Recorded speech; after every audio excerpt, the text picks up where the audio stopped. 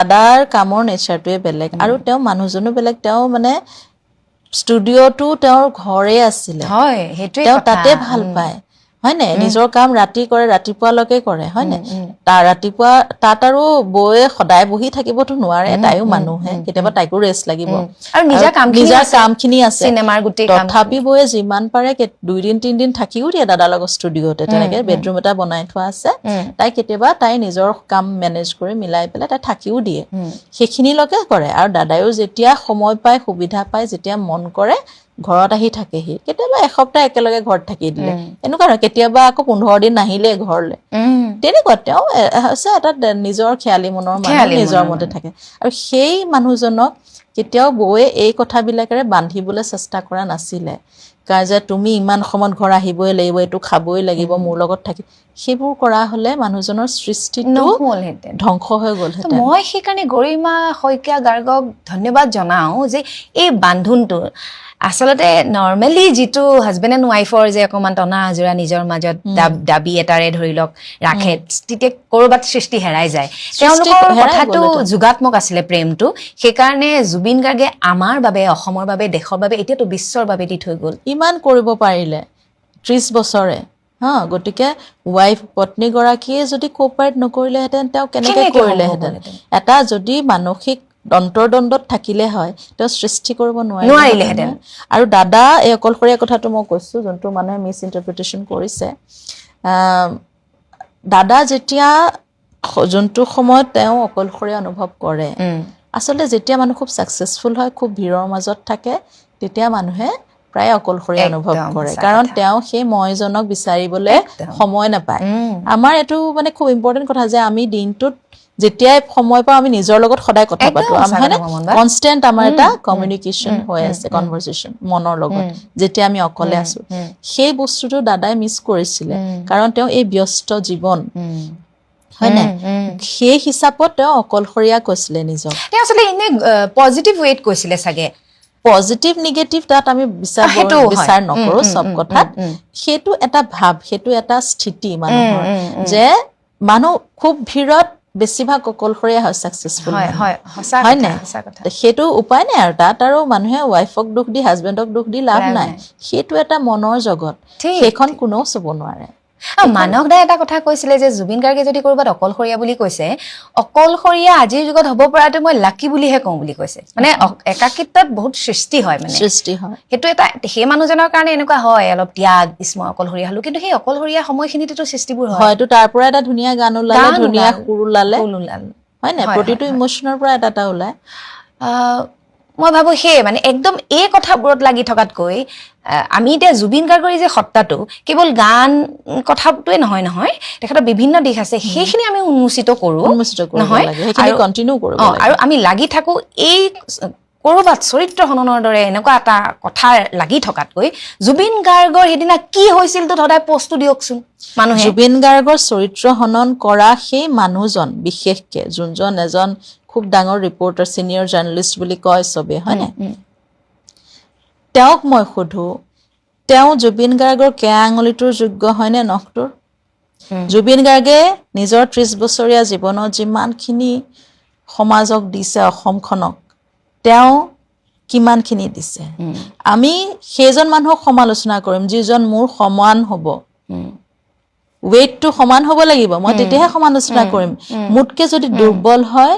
মই কেতিয়াও সমালোচনা নকৰো মই সহায় কৰিম ওপৰলৈ যাবলৈ মুটকে যদি ওপৰৰ হয় মই সাহসো নকৰো সেইখিনি চুবলৈ তুমি সমান লেভেলত সদায় আমি সমালোচনা কৰো হয় না নহয় সেই মানুহজনক মই খুদিব বিচাৰিছো সেই মানুহজন জুবিন গাৰ্গৰ সমান ৱেটৰ হয় জানো তেওঁ ভাবিছে নেকি নিজক যে তেওঁ জুবিন গাৰ্গৰ সমান ৱেটত আছে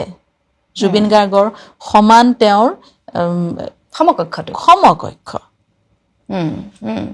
যে তেওঁ সমালোচনা কৰিব চৰিত্ৰ হনন কৰিব কি অধিকাৰ তেওঁ কোনে তেওঁক সেইটো অধিকাৰ দিলে মানুহজন নোহোৱা হোৱাৰ পিছত সেই মানুহ যিজন মানুহ আহি নিজক ডিফেন্ড কৰিব নোৱাৰে গালি পাৰিব নোৱাৰে কেৱল সেইজন বুলিয়ে নহয় এতিয়া জুবিন গাৰ্গ বহুত আহিছে আৰু প্যাৰেলেলি গৰিমা শইকীয়া গাৰ্গৰো চৰিত্ৰ হননৰ ক্ষেত্ৰত সেটোটো মই কৈছো হিতাকো মানুহ সমাজে বাদ দিয়া নাছিলে ৰামায়ণত গৰিমা শইকীয়া গাৰ্গটো আমাৰ এতিয়া তোমাৰ এইটো যুগৰ এইটো আমি কি যুগ বুলি কওঁ কলিৰ যুগ কলি যুগ শেষ হ'ব আৰু এতিয়াতো সেইকাৰণে অত্যাচাৰবোৰ বাঢ়িছে এইটো সময়ততো আৰু কৰিছে মই এটাহে প্ৰাৰ্থনা কৰিম আপোনালোকৰ পৰিয়ালটোক যি ভোগে সিহে বুজে গতিকে আপোনালোক মই ইলিমাৰ স্মৰণ কৰিছোঁ পাপুৰ যিটো আইডিঅ'লজি লৈ গৈ আছে ষ্টেটৰ বৈজ্ঞ ঈশ্বৰৰ পুত্ৰ জুবিন দা যদি তেখেত আমাৰ বাবে ঈশ্বৰ সম মানে আমিতো ঈশ্বৰ দেখা নাই ঈশ্বৰৰ কিছুমান আমি কামেৰে হয়নে গতিকে মই পাপুলৈ সশ্ৰদ্ধ প্ৰণাম আৰু ইলিমাই সেইখিনি আশীৰ্বাদ দি আছে আৰু জংকিবাৰ শুভেচ্ছা আছে আপোনালোকৰ লগত হ'ব আমাক সেইবোৰ নালাগে মই ভাবোঁ প্ৰত্যেকে আচলতে নিজক চিনিয়ে পায় আমি যদি কাৰোবাক সমালোচনাও কৰিছোঁ নহয় সমালোচনা কৰাৰ আগত মই কোন সেইটো প্ৰত্যেকেই জানে মই বিচাৰোঁ যিয়ে জুবিন দাক বেয়াও পাইছে যিয়ে জুবিন দাক বেয়াকেও কৈছে বৌকো বেয়াকৈ কৈছে তেওঁলোককো আমি বেয়া নাপাওঁ তেওঁলোকলৈ প্ৰাৰ্থনাহে জনাম তেওঁলোক ভাল চিন্তাৰে আকৌ মানুহ হৈ থাকক সেইটোহে কওঁ মানে ভালটো হওক পৃথিৱীখনত ইয়াতে ষ্টপ হওক বেয়া হওক মইতো কম সেই মানুহখিনি মানসিকভাৱে সুস্থ হওক মোৰ মতে সেই মানুহখিনি মানসিক বিকাৰগ্ৰস্ত সুস্থ চিন্তাৰ অধিকাৰী নহয় তেওঁলোকে অকমান কাউন্সেলিং ল'ব লাগে ট্ৰিটমেণ্ট ল'ব লাগে ভাল কিতাপ পঢ়ক ভাল গান শুনক মানসিকভাৱে সুস্থ হওক তেতিয়াহে সুস্থ কথা ক'বলৈ পাৰিব তেতিয়াহে তেওঁলোক সমাজত থকাৰ যোগ্য যদি তুমি নোৱাৰাই সুস্থ কথা ক'ব তেতিয়াহ'লে তুমি মনে মনে থাকা গৰিমা বৌয়েও আপুনি বাৰু অকণমান দূৰৈত আছিলে এই মানুহখিনিক চিনি নাপালে নেকি সিদ্ধাৰ্থৰ পৰা আৰম্ভ কৰি বাকী গোটেই কেইজনলৈকে চিনি পোৱা হ'লে তেওঁলোকৰ হাতত এৰি নিদিলেহেঁতেন কেতিয়াও তাৰমানে এটা কথা আমি সকলোৱে বুজি লোৱা উচিত যে জুবিন গাৰ্গ যিমান চিধা মানুহ সৰল আৰু বিশ্বাস কৰে মানুহক ন গৰিমা গাৰ্গেও মানুহক তেনেকেই বিশ্বাস কৰে তাৰমানে দাদাই যি মানুহক বিশ্বাস কৰিলে বৌও সেই মানুহকে বিশ্বাস কৰে কথাটো তেনেকুৱা হৈছে আৰু পাৰ্থদাই এইটো কথা কৈছিলে মানে গৰিমাজনীও তেনেকুৱাই দাদাই ক'লে যে তুমি প্ৰফেশ্যনেল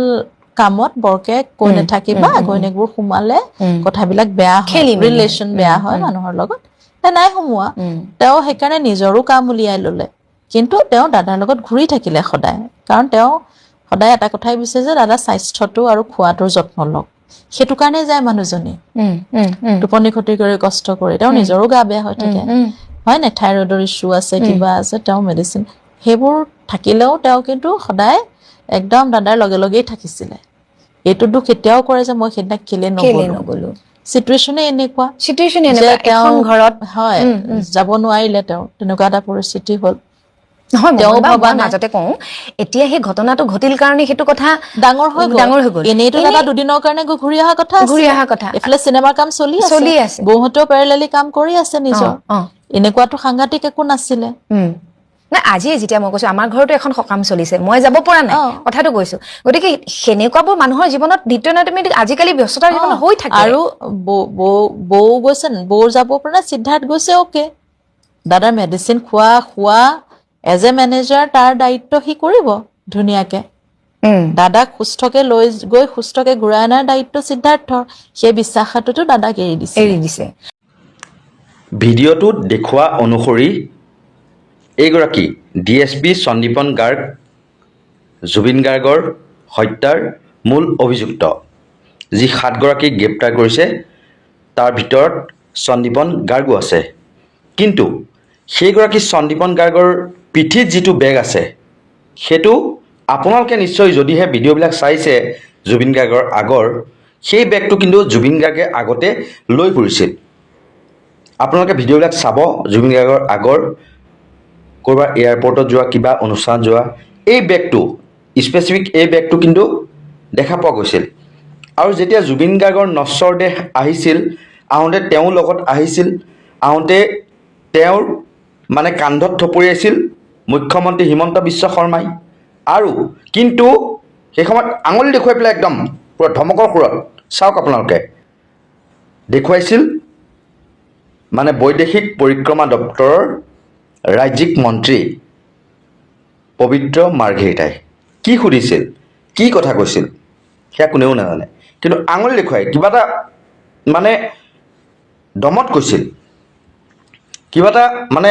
কঠোৰ সুৰত কিবা এটা কৈছিল যে কামটো ভালকৈ কৰি আনিলে কিয় আহিলি তই এই তেনেকুৱা ধৰণৰ নহয় দেই তেনেকুৱা যে হ'ব মই কোৱা নাই কিন্তু এই ভিডিঅ'টো এতিয়া কি হৈছে আৰু এই যিগৰাকী সন্দীপন গাৰ্গৰ যিটো বেগ আছে কান্ধত সেই বেগটো আমি জনামতে SITয়ে 2 মাহৰ পিছত গৰিমা শইকীয়া গাৰ্গৰ যিটো কাহিলীপাৰাৰ বাসগৃহ তাৰ পৰা জব্দ কৰিছে গতিকে এতিয়া এই তদন্তটো কেনেকুৱা কি প্ৰকাৰে আগবাঢ়িব সেয়া SITয়ে জানে চৰকাৰে জানে নিয়োগ কৰা উকিলসকলে জানে আৰু কিহৰ কাৰণে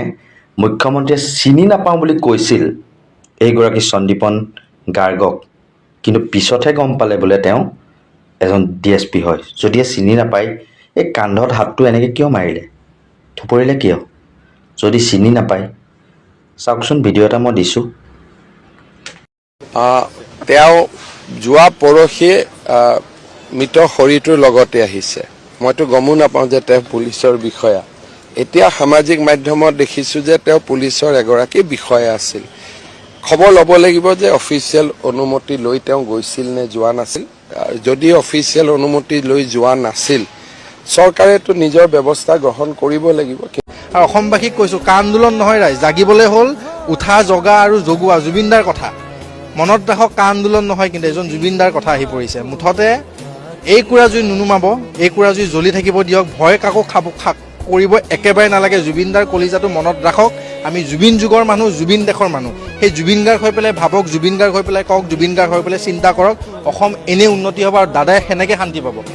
আইন হাতত তুলিব নালাগে কিন্তু দোষীক শাস্তি দিবলৈ আমি যদি তেজ বব লাগে হাত ভাঙিব লাগে নিজৰ জীৱন বলিদান দিব লাগে তেতিয়াহ'লে আমি দিম আমি ঘেণ্টাও কাকো খাতিৰ নকৰোঁ স্পষ্ট কথা মুঠতে আমাক ন্যায় লাগে শ্ৰাদ্ধ আহি আছে এমহীয়া তাতকৈ আগত ন্যায় লাগে আৰু তাতকৈ মই একো ক'বলগীয়া নাই আৰু এনেকুৱা ন্যায় লাগে নহয় দাদা গোটেই বিশ্বই যাতে গম পাওক অসমত এটা ন্যায় দিছে সৰ্বকালৰ সৰ্বশ্ৰেষ্ঠ আৰু উন্নত মানদণ্ডৰ তেওঁলোকে শাস্তি পাইছে তেতিয়া জুবিনদাৰ ওপৰৰ পৰা আত্মাটোৱে ক'ব মই শান্তিত আছোঁ তহঁতি শান্তিত থাক আৰু জুবিনদাৰ সত্তা আমি তেনেকৈ লৈ যাম আগুৱাই লৈ যাম আৰু সেইটো মোৰ বিশ্বাস নহয় সেইটো আমাৰ ধৰ্ম হ'ব অসমীয়া জাতিটো নতুনকৈ আজিৰে পৰা যিবিলাকে তলুৱা চেলিকি থাকে তেনেকুৱা শিল্পীবিলাকে সমাজৰ সত্য কথাটো হৈ স্পষ্ট কণ্ঠৰে মাত মাতিব নোৱাৰে আৰু যাৰ নিজস্বতা থাকে এনেকৈ জুবিন গাৰ্গ ডাঙৰীয়াই কৈ থৈ গৈছে যে শিল্পীৰ পলিটিক্স সদায় ৰাইজৰ লগত থকাটো গতিকে বহু শিল্পীয়ে পাহৰি যায় গতিকে মই ভাবোঁ যে আমি ইয়াৰ জৰিয়তে এটা প্ৰতিবাদো কৰিছোঁ আৰু তেওঁলৈ শ্ৰদ্ধাঞ্জলি জনায় আৰু জানেই যে অজয় দাই জীয়াই থকা অৱস্থাটো তেওঁ যথেষ্টখিনি জুবিন গাৰ্গৰ যিবিলাক বন্ধুবৰ্গ আহে লগ কৰি দিয়াত তেওঁ সহায় কৰি দিছিল গছপুলি ৰোৱাকে আদি কৰি যিবিলাক কাম কৰিছিল অজয় দাৰ যথেষ্ট সহযোগিতা আছে যথেষ্ট ভাল পাইছিল আমি বহু সময় অজয় দা মই জুবিন দা একেলগে বহিছোঁ গতিকে জুবিন দা হেৰাই যোৱাৰ পাছতো অজয় দাই প্ৰত্যেকটো মুহূৰ্তত জীয়াই ৰখাৰ কাৰণে যি চেষ্টা সেই চেষ্টা অসমবাসী ৰাইজে আদৰেৰে গ্ৰহণ কৰিব আৰু অনাগত দিনত অজয় দাৰ জৰিয়তে আমি আৰু কিছু নতুনত্বৰে জুবিন দাৰ কিছু স্মৃতি সৰিবৰ কাৰণে ঠাই পাম বুলি আমি আশা ৰাখিছোঁ এনেকুৱা এটা ক্ষেত্ৰত জুবিন দাৰ কাৰণে যে অজয় দা জেললৈ গৈছে সেইটো অজয় দাৰ কাৰণে জীৱনৰ আটাইতকৈ মূল্যৱান সেই সময়খিনি অতি মূল্যৱান আৰু আটাইতকৈ ডাঙৰ অলংকাৰ হিচাপে থাকি যাব অসমবাসী ৰাইজে সদায় মনত থাকিব তেওঁতো কি কৈছিলে যে জুবিনদাৰ ন্যায়ৰ কাৰণে মাত মাতিছে তেওঁ ৰাইজক আহ্বান জনাইছে যে গণতান্ত্ৰিক পদ্ধতিৰে ওলাই আহি এটা প্ৰতিবাদ সাব্যস্ত কৰিব লাগে যিহেতু আমাৰ প্ৰাণৰ শিল্পীজন হেৰাই গৈছে যদি নৰ্মেলি কিবা এটা অসুখ হৈ ঢুকালেন তেতিয়াতো আমি কোনো নগ'লোহেঁতেন গতিকে অজয় দাই এই গানটো আটাইতকৈ ইণ্টাৰেষ্টিং কথা তেওঁ জেলত থাকোঁতে লিখিছে গতিকে সেইটো এটা ক'ৰবাত স্বাভিমানী যি সত্তা সেই সত্তাটো মই ভাবোঁ আমি পাম আৰু জুবিনদাৰ ন্যায়ৰ কাৰণে যিসকল ব্যক্তিয়ে মাত মাতি গৈছে তেখেতসকলক আমি চৰণত ধৰি এই মুহূৰ্তত সেৱা জনাইছোঁ আমি সদায় মাত মাতি যাব লাগিব প্ৰত্যেকটো অসমীয়া জাতিৰ বিপদৰ সময়ত আমি সদায় একলগ হৈ থাকিব লাগিব অসমীয়া আমি য'তেই নাথাকোঁ যি ৰাজনৈতিক দলতে নাথাকোঁ আমাৰ প্ৰথম কথাটো হ'ল যে আমি একোজন অসমীয়া আৰু আমাৰ অসমী মাতৃৰ যিকোনো বিপদত আমি প্ৰত্যেকজন অসমীয়া একলগ হ'ব লাগে আৰু জুবিন দা আছিল অসমীয়াৰ সম্পদ অসমীয়াৰ গৌৰৱ অসমীয়াৰ স্বাভিমান অসমীয়া সত্তা গতিকে জুবিন দাক যিসকলে এনেকুৱা ধৰণৰ কৰিলে তেখেতসকলক অকল এই ৩-৪জন নহয় দেই ইয়াত বহুত মানুহ জড়িত হৈ আছে গোটেইখিনিক লাগিব ন্যায় ৰাইজে বিচৰা ধৰণে দিব লাগিব নিজৰ মতে কোনোবাই ন্যায় দিলে আমি মানি নল'ম গতিকে ৰাইজে যি ধৰণে ন্যায় বিচাৰিছে সেই ধৰণে ন্যায় পাব লাগিব আৰু নহ'লে গণতান্ত্ৰিকভাৱে যি ধৰণৰ পৰিৱৰ্তন যি কৰিব লগা হয় সময়ত সকলোৱে হাতে হাত বান্ধি আমি কৰিম বুলি আশা ৰাখিছোঁ। আজি মায়াবিনী এটা আধুনিক গীত নহয়, মই ভাবো আমি গোৱা মই দূৰ আচাৰত তুমি চিত পৃথিৱীৰ প্ৰহমাই আদি কৰি নাজানো হো আবাহন অপৰাধ বিনাশনৰ নিচিনাকৈ মায়াবিনী এতিয়া এটা আধুনিক প্ৰাৰ্থনা, অসমীয়া সমাজ জীৱনৰ এটা আধুনিক প্ৰাৰ্থনা সংগীত আজিৰ দিনত মই ভাবো মায়াবিনী, যিটো গীত নাগালে অসমৰ কোনো সাংস্কৃতিক অনুষ্ঠান নহয়, যিটো গীত নাগালে কোনো সংগীতৰ প্ৰতিযোগিতা এতিয়া নচলে। যে গৰিমা গাৰ্গ আৰু তেওঁৰ পৰিয়াল যিহেতু সুখী হৈ হৈ গৈ আছে বহু কথাত, তেনেস্থলত আমাৰ নিচিনাবিলাকে মাত মাতি কিবা লাভ আছে জানো ৰাইজ কওক? গতিকে এই দুখটো অন্তৰত পাইছোঁ। আৰু এটা কথা কওঁ, জুবিন গাৰ্গৰ কাৰণে কোনোবা মৰি গৈছে, জুবিনৰ মৃত্যু সহ্য কৰিব নোৱাৰি নিজেই মৰি গৈছে,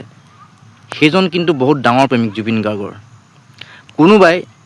ছিংগাপুৰত গৈ কেছ দিছে, সেইজন কিন্তু জুবিন গাৰ্গৰ ডাঙৰ প্ৰেমিক।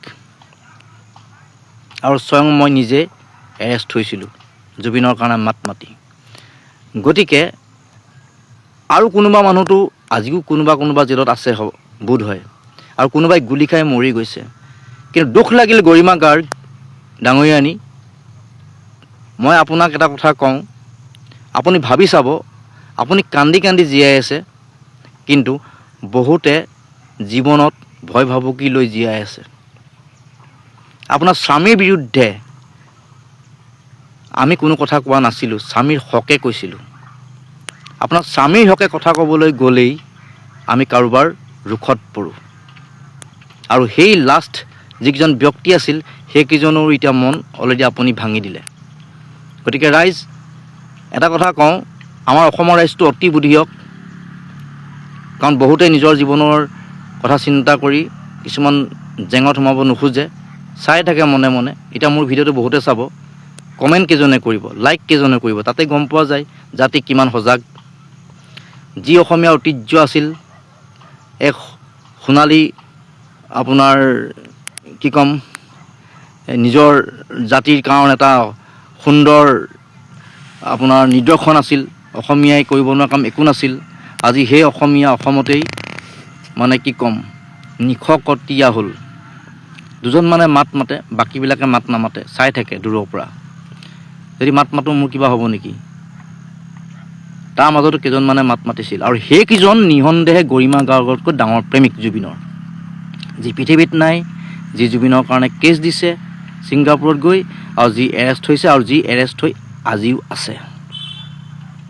এই কথাখিনি ৰাইজে অলপ ভাবিব। আৰু ৰাইজ এটা কথা কওঁ, নিজৰ ঘৰত যেতিয়া জুই লাগে তেতিয়া তাৰ উত্তাপটো গম পোৱা যায়। আপোনালোক কিছুমানে মনে মনে আছে মই জানো, থাকিবলৈ বাধ্য হৈছে, ভয় কৰে। কিন্তু এটা কথা মনত ৰাখিব, নিজৰ ঘৰত যেতিয়া জুই লাগিব নহয়, তেতিয়া কিন্তু সেই উত্তাপে দহি আপোনাৰ ওচৰত থকা কিজনকো দহিব। সেয়ে মই বাৰে বাৰে কওঁ, মাওখে উঠিলে গুৰি পৰুৱাৰ মৰণ নাই। জাতিটো এক হ'বৰ হ'ল, এটা সুন্দৰ শৌৰ্য বীৰ্য থকা জাতি আজি দুপইচা ক'ৰবাত পালেই সৰহসংখ্যক গৰিষ্ঠ সংখ্যকে আপোনাৰ কি হৈ গ'ল, বিক্ৰী হৈ গ'ল। এই কথাটো ভাবিলে মোৰ বৰ দুখ লাগে। সেয়ে মই ৰাইজ এটা কথা কওঁ, আজিৰ পৰা ময়ো এই যুদ্ধখনত আৰু বেছি লাগি নাথাকোঁ, কাৰণ মোৰ বহু বন্ধুৱে কৈছে, ঘৰৰ মানুহে যেতিয়া সন্তুষ্ট হৈছে, তুমি মই যুঁজিটো লাভ নাই। বহুতৰ লগত কথা পাতিলোঁ, আৰু শেষত এটা কথাই কওঁ, জুবিন গাৰ্গক আমি আমাৰ হিয়াৰ মাজত জীয়াই ৰাখিম, কাকো ভয় নকৰোঁ। असम की मिट्टी आपकी गूंज अभी जगी है, सिंगापुर की लहरों में सितारा हमने खोया है, कुत्तों ने खा गए आपकी मेहनत का ताज, किला हरामी लोगों ने छीन ली हमसे आपकी आवाज, हर वीडियो और तस्वीर में आपकी लाचारी है, अब सच को दबाना किसी के बस की बात नहीं है। डॉक्टर ने कहा कमजोर है, पानी और आग से संभालो इसे, पर लहरों में बिना जैकेट क्यों छोड़ा उसे, हर गीत हर हंसी हर सपना चुराया गया हमसे, फिर भी यादों में आप हमेशा जिंदा रहेंगे। सोशल मीडिया पर सच उभर आया, वीडियो क्लिप्स ने राज दिखाया, किसके हाथों में छुपा है ये काला राज, हर दिल में गूंजती है आपकी पुकार। असम से सिंगापुर तक आपकी कहानी सुनाएंगे हम, कुत्ते ठेला हरामी अब क्यों फरार है सब, उन कुत्तों को जनता के हवाले कर दो, जनता करेगी उनका इंसाफ। सच्चाई के बिना न थमेगा ये संग्राम,